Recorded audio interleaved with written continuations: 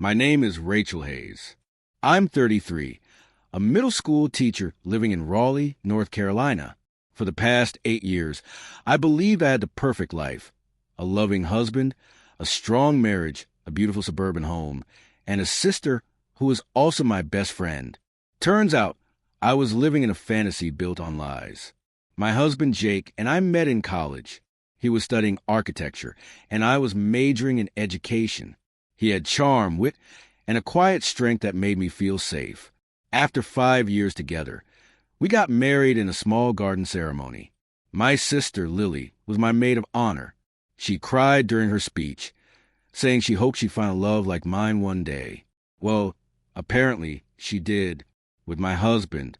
The first signs. For a while, things felt off. Jake was always on his phone, more than usual. He had started working late, sometimes claiming he was with the guys or at the gym. At first, I brushed it off. I wasn't the jealous type, and I trusted him. Or maybe I wanted to believe I could. But then came the little things. A faint whiff of perfume that wasn't mine. The sudden change in his wardrobe. The way he became defensive when I asked about his day. And Lily? She had become more distant. She stopped coming around for wine nights like she used to. Always too busy.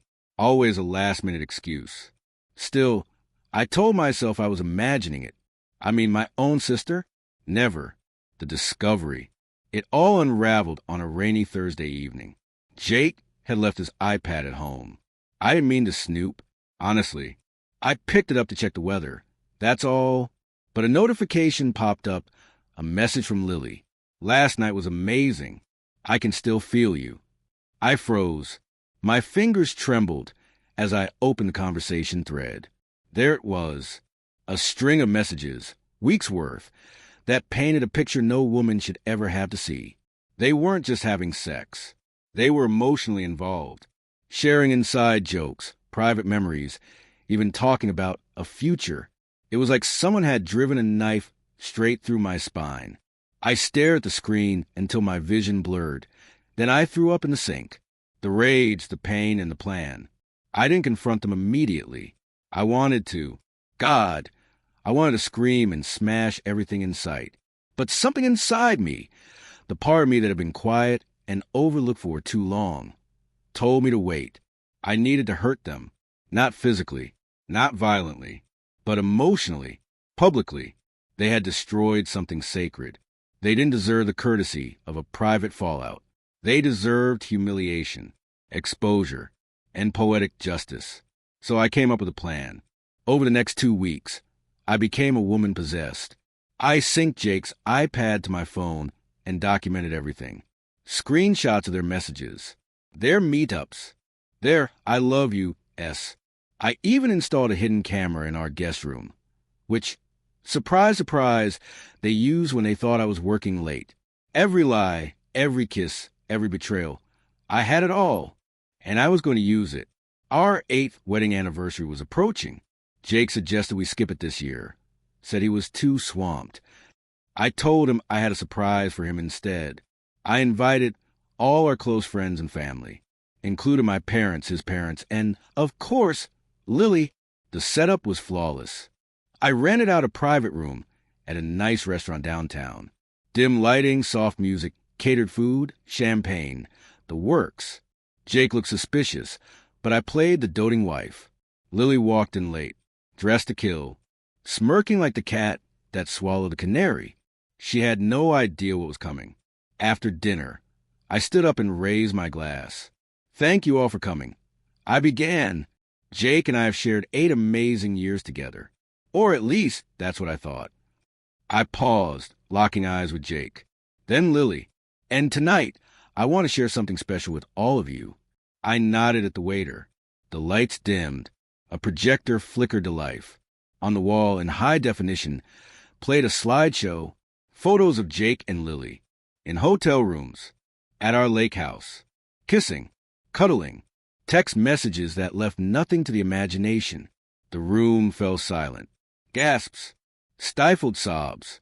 My mother's hand flying to her mouth. Jake jumped up, face pale as a ghost. Rachel, what the hell are you doing? What you did, I said coldly. I'm just making sure everyone sees it. Lily was frozen. Then she bolted from the room. I turned to the crowd. Thank you all for coming. And don't worry, this little presentation will be emailed to anyone who missed it. Then I walked out, leaving Jake standing there in shock, surrounded by the ruins of his lies. The fallout was nuclear. My parents disowned Lily. Jake's parents were horrified. His father even told me he wished I'd burned their stuff on the lawn. Friends took sides. Most sided with me. Jake tried to contact me dozens of times.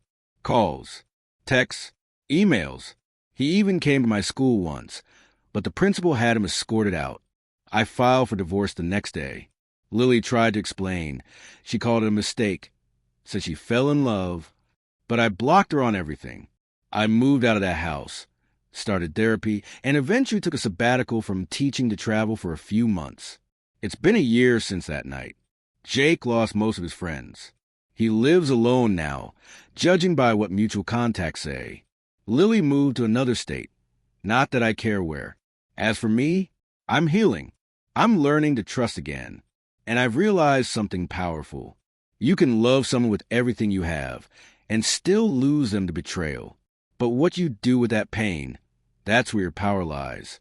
I turned mine into a public reckoning, and I have zero regrets. Jake lost everything. His reputation? Shattered. His friend group? Gone.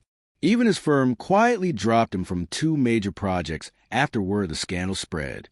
Turns out, some clients don't want to work with a man who cheats on his wife with her sister. As for Lily, she tried to move away and start fresh in Atlanta, but social media doesn't forget, especially not when screenshots of her texts are still floating around certain cheaters' exposed groups online. Last I heard, she works at a boutique and keeps her head down. Small talk has a way of turning into whispers. But me, I took all that pain and turned it into purpose. I started a blog called The Other Vow for women who were betrayed by the people closest to them. It blew up. Thousands of readers, hundreds of messages. People finally had a place to speak. I even got invited to do a TEDx talk called How I Turned Betrayal into Power. And just last month, a literary agent reached out. We're working on a book deal. Funny, isn't it? Jake and Lily tried to destroy me in secret and ended up making me famous for surviving it. A few weeks ago, I ran into Jake at a grocery store. He looked older, thinner, more tired, like the weight of everything he lost finally caught up to him.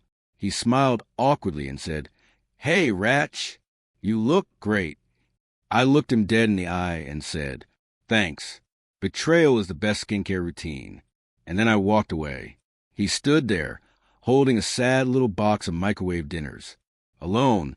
Meanwhile, I got into my car, put on my favorite playlist, and drove home to my home, where peace lives. Where the past doesn't haunt, it empowers. Because in the end, I didn't just survive the betrayal. I built a life they'll both regret losing. Forever.